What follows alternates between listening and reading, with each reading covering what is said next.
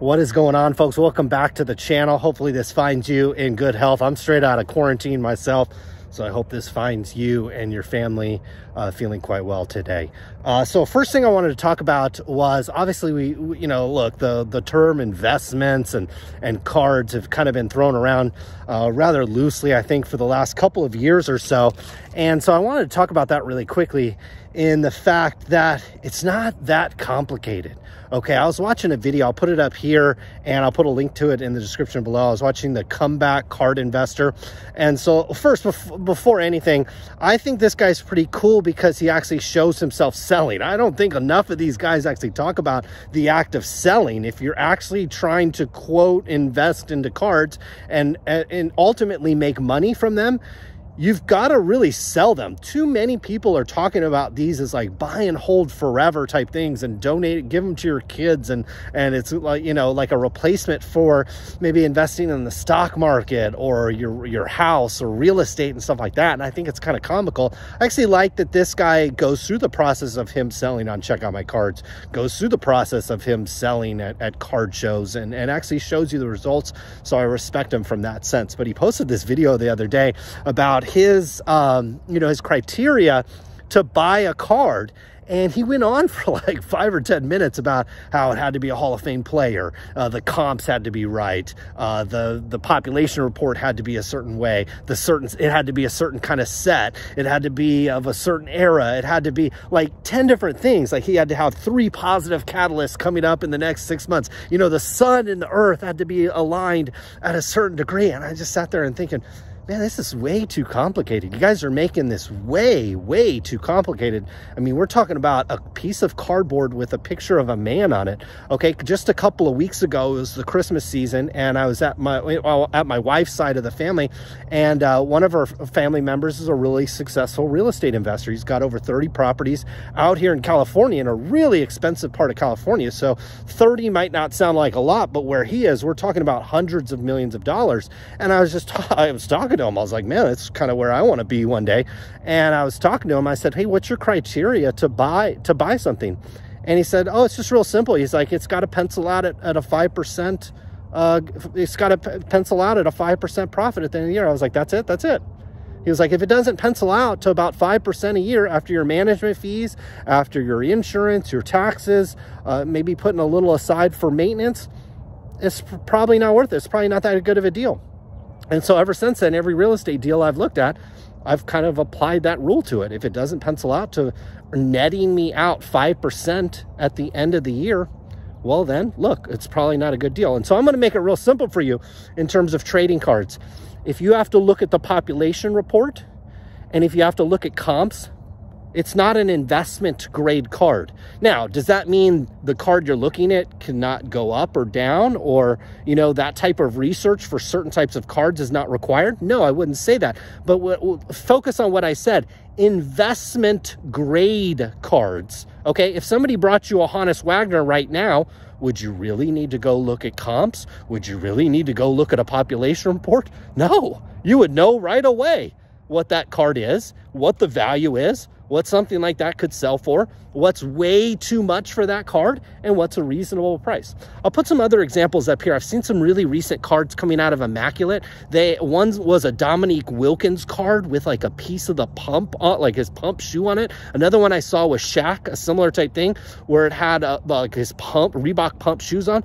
Absolutely gorgeous cards, fantastic cards. Obviously, these are one-of-one cards, but if I were to bid on a card and buy this card, I wouldn't go look at comps.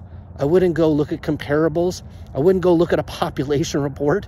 I would figure out in my mind what a card like that is probably worth today, and a card like that is so spectacular, what it could potentially be worth in the future. And so if you want to focus on, quote, investment grade cards where you're buying and holding them, like a lot of these guys preach, oh, you buy them and you wait until they're in the Hall of Fame and you wait until they're retired, get their jersey lifted up like Dirk Nowitzki cards, Dirk Nowitzki did on Monday or whatever. Look, if you want to play that game, by all means, go ahead. I don't think you need to be looking at comps and looking at population reports. All you need to do is ask yourself, is this a card that I see regularly? Is this a really unique card? Is this a desirable card? And if the answers are yes to that, you don't need to look at the rest of this stuff.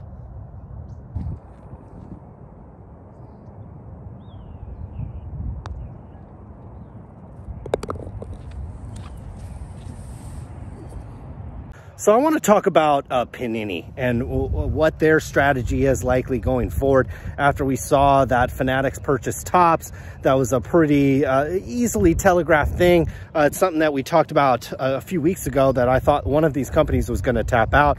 And it made sense in a lot of ways that it was Topps. They were owned by private equity. They were about to exit that company and get a big cash out. A lot of their investors were probably already starting to count their money. And then all of a sudden the deal fell apart. So it made sense in a lot of ways that Topps made their deal. It also was a pretty good deal, I think, really for both parties, but especially for the Topps investors. They had about $550 million worth of sales, and they sold the company for about $500 million. My guess is there's probably some earnout clauses in there to where they can get to close to that one-time sales marks. So we've set the precedent over and over with these card companies is that they'll sell for one-time sales. So here's my point with Panini and what you're going to expect from Panini over the next, we'll call it 2 to 3 years, because Topps was really running at the end of the year. They were basically going to lose their Players Association license and basically lose the ability to make cards. And so they were kind of under the gun. We know that Panini, I believe, has both their NFL contract and their NBA contract for at least 3 or 4 more seasons without going in there and digging into it. I think they have several years here. So Panini's not really under the gun to sell their company, and I really don't think they should. I think what they will do and what they should do is what they should do is drive up sales, because they know the value of their company. They know the value is one-time sales for an American card company with no license, but with some brand IP and some customer database and maybe some goodwill. They also have all these unfunded liabilities when it comes to redemption cards. I mean, Panini's list of unfunded liabilities on those redemption cards is a mile long. That's why you don't see these companies sell for a 2 or a 3x multiple, because there's all this work that the next company has to do to not only get the cards, make the cards, but ship them out and deal with it from a customer service perspective. So that's why you don't see a lot of acquisition in this space paying a premium for these companies. So what's Panini going to do? Well, they're going to drive up their sales because they know that they're worth at most one-time sales. How do you drive up sales? Well, you guessed it. They're going to be jacking up those prices. Panini is going to be charging a premium for everything. They're not going to let the distributors get, you know, products like National Treasures and Prism and Immaculate and all these really nice cards that they make. They're not going to let them make 40 or 50% margin on them. Heck no. Why would they do that when they need those sales to hit their bottom line? So expect a ton of stuff to go out the door from Panini directly, or at least trickle out a little bit to distributors. And then all of a sudden, 2 weeks later, 3 weeks later, all of a sudden you see this major in-stock list of all this stuff that is selling for basically maybe 5% off of retail or something like that. If it's a $100 box, you might be able to get it for $95 from a distributor. And that was the game for decades. Okay, I got my first wholesale license back in 2001, not 2021, 2001. I was like 19 or 20 years old. So I've been buying and selling these trading cards for a really long time, and buying and selling them from an unopened perspective, from a wholesale perspective for a really long time.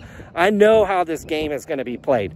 Panini over for the next 2 years is just going to be, it's going to be straight money grab, grab as much money as they can, put those sales on the top line of the company, because they know that's what the company is worth. And eventually they'll tap out and call up our boy Michael Rubin and say, hey buddy, I'll sell the company for one-time sales. Over the last few years, what did we do?